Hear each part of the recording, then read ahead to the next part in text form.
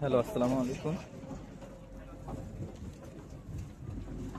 দেশে থাকাকালীন অনেক কিছু নিয়ে দোয়া করছিলাম, যেমন ইউনিভার্সিটিতে থাকা অবস্থায় একটা ভালো সিজির জন্য দোয়া করেছি।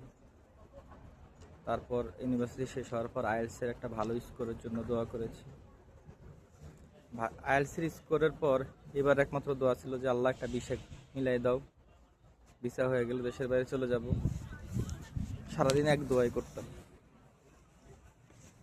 এখন এখানে আসার পর যেটা মনে হচ্ছে, মানুষের জীবনের সবচেয়ে বড় দোয়া হওয়া উচিত, বিশেষ করে মুসলিমের জীবনে সবচেয়ে বড় দোয়া হওয়া উচিত, আল্লাহ আমার ইমানটা ঠিক রাখে।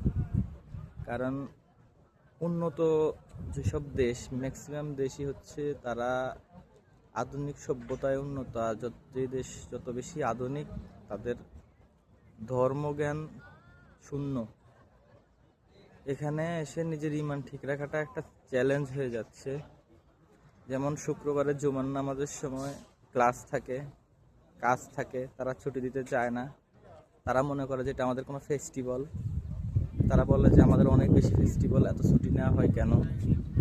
কিন্তু প্রত্যেক মুসলমান, বিশেষ করে পুরুষরা, নামাজ কোনো ওয়াক্ত পড়ুক বা না পড়ুক, তারা চেষ্টা করে অন্তত জুমার নামাজ পড়ার জন্য। কিন্তু এখানেও সবসময় সেটাও হয়ে ওঠে না। আর খাবার দাবার তো হালাল খুঁজে পাওয়া আসলে অনেক কষ্টের।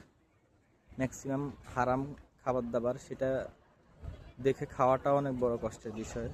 সুতরাং এখানে এসে সবচেয়ে বড় যে দোয়াটা হওয়া উচিত, সেটা হচ্ছে আল্লাহ আমার ইমানটা ঠিক রেখো।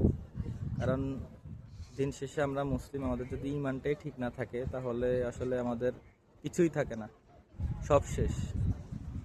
এখন এই মুহূর্তে এসে মনে হচ্ছে যে আমার সবচেয়ে বড় দোয়া, আল্লাহ আমার ইমানটা প্লিজ ঠিক রেখো।